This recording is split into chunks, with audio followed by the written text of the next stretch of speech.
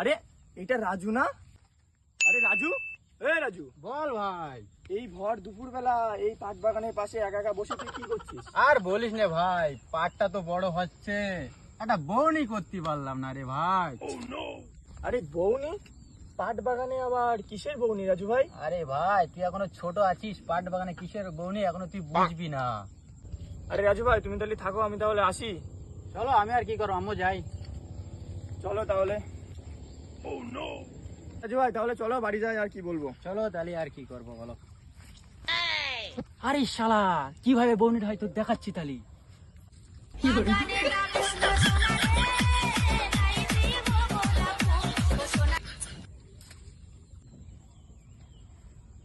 এই আমি আসছি, তুই দাঁড়াই কিনে।